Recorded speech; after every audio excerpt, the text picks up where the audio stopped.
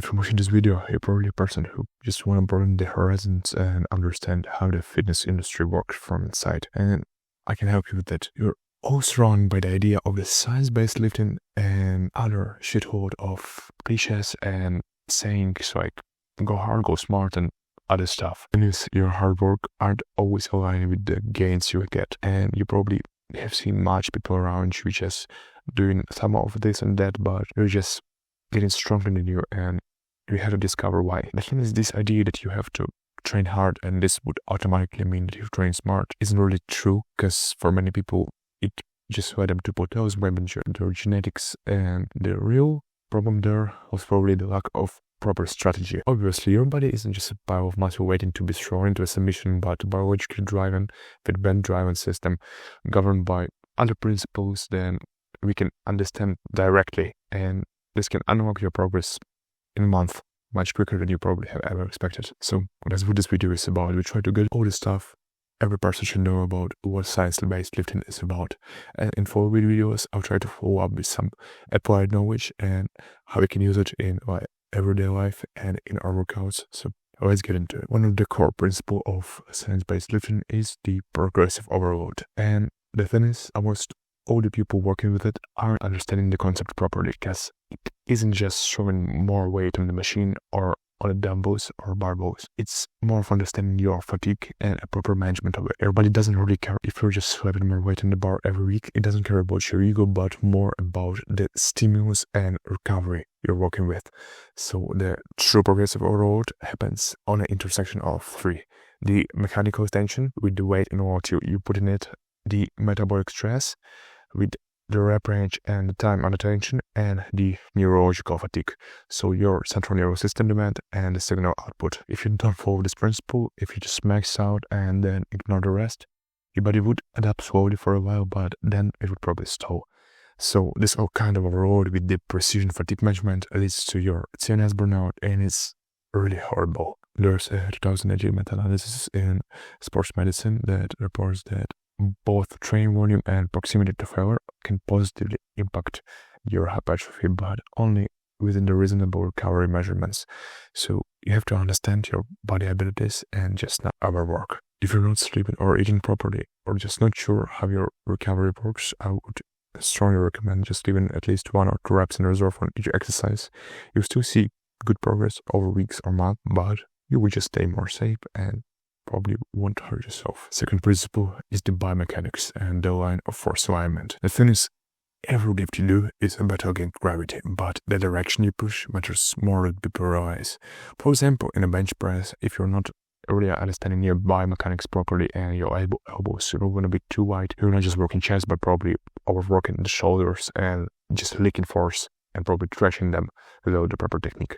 So the biomechanical principle sounds like force must travel in straight line from the load to target muscle. Torque leaks equals energy waste. And in any push or pull, try to align with the line of force. So talking about your wrist, they have to be stacked over the elbows, bar path clean and tight, hips under the bar in squats. Think like an engineer, not like a midhead. The third principle is the central nervous system priming, and the word is central nervous system fatigue.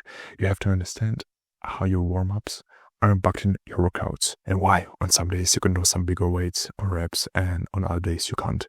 So your nervous system doesn't just turn up automatically because you did some jumping stuff or whatever. It responds to load intensity, the weight you're working with, the motor pattern for familiarity, so how familiar is the exercise to you, and the cue base intent. So how strongly are you concentrating on the rep, and how are you concentrating on technique, and have your neuromuscular tension is working at the moment. For example, in powerlifting, you have probably noticed that people are, for some godforsaken reason, doing empty bar and 70 kg, 120, up for like 5-6 sets. Why? When they can actually just shorten this to 2-3 sets and be just all set. But the reason is they're doing it not really to prep muscles, but to teach at the moment your nervous system to do the task under the increasing demand. So actually to do from 3 to 4 progressively loaded sets with the exact tempo and bracing as your working sets on the main primary exercises like bench press, squats or deadlifts will help you extremely and really put you under the proper condition for your max outs. And think about this, like you're not just warming up, you're literally teaching your brain how to fire properly. The first principle is the intent drives tension, not just weight, because your muscles don't grow because weight moves from A to B, rather because it challenged to resist the mechanical tension through its full contractile range. So there are studies, for example 2014, that shows that internal focus, like cueing the target muscle and thinking about it, leads to a greater activation than just moving the load. So instead of just breath, think of it like about crushing the bar. Instead of just throw, think about dragging the elbows through it. And this intent isn't fluffy, it's a narrow targeting. And don't forget about breathing. It's another principle. So forget everything that Instagram or TikTok tells you. Breathing isn't really about staying calm, but about the spinal integrity on pressure and your central nervous system regulation. So before each lift, just think about your breath. Inhale deeply into your lower ribs before each lift and brace like you're about to get punched. Hold that pressure until the sticking point. Another principle is a technique. Most people assume that their form is going to be automatically good, but mostly it's not. It's a whole motor program reinforced through reps, good or bad. So even in your brain, your basal ganglia encode repeated movement patterns, and your bad reps would be prone to creating bad habits. Try to move like every one of your reps is a performance, not just auto-pivot through warm-up sets or accessories. Every practice makes it permanent. It's not a cue that you would automatically just get perfect at each exercise, but through time you would develop a decent technique and would just harm yourself less. There's a very common modern misconception that on every workout you have to constantly try to confuse your muscles, but your body doesn't really care about novelty, it cares about the adaptation efficiency. So even from the point of evolutionary biology, your nervous system is designed to get better at certain repeated movement patterns under the predictable conditions. So your skills plus the load you're given result in good adaptation. Try to stick to a handful of the key movements and master them over months. Novelty is a tool, but not a strategy you have to follow at every workout. What do you think about resting between sets? How long do you have to do it? Many people try to follow the classic bodybuilding workouts with maximum 2 minutes rest between sets, but when you're resting, you aren't scoring or doing anything. You're actually just recovering your ATP or PC recovery window. So for some people it can be 30 seconds at accessories, but for some it can be 5-10 minutes at main lifts like squats, for example, or deadlifts. So these were windows, and the number of mitochondria on your cells like a powerhouse determine how well can you reproduce these high force outputs. Rest can result in a literal strength drop at the next set. So for really heavy exercises when you're literally feeling out of breath, you would have to take a and give yourself 3-5 minutes, maybe even more. But for accessories, it would be a proper decision just to rest 1-2 minutes if you can. So don't really guess, just watch your bar speed and watch your heart rate and how are you feeling. If you can approach the bar properly and lift it up, that's the deal. One of the most crucial things is the desire to ego lift at every training sessions you can spectate in many. A very common event you've probably seen 1,000 of times in commercial gyms are ego lifters. And they are not in a good way of understanding that strength for human body isn't just output, it's a skill expression under the load. So no one of Olympic lifters or power lifters or of any other sportsmen are showing their best results or trying to show them at every training. They have to refine their lifts, refine their technique, and then once on a scale of a certain period of time, display everything they can. So you don't have to chase your max, you have to chase proficiency in every of the reps.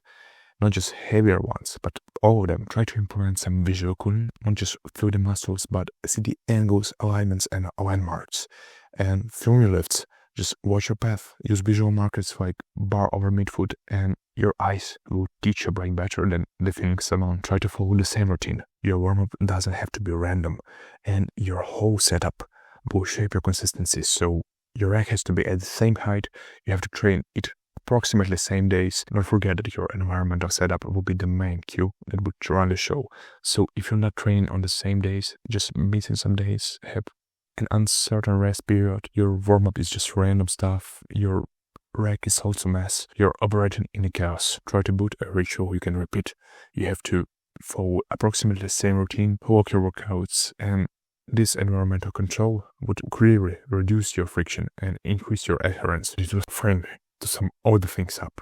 You have to load smart and understand your periodization. Chase the stimulus and not just numbers. Try to align the joints on your blood path and learn more about the biomechanics. Prime your central nervous system with the real prep and not. Try to live with intent and not autopilot. Visually optimize your workouts. Brace and breathe for every rep. Repeat key movements over time. Concentrate on approximately the same set of exercises you're working with. Film and self-cue. Master before you overload. And try to train in systems. If you want to be like to one, you have to think like one of them.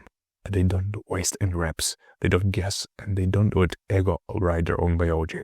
So this is the blueprint. Now build the body that it deserves.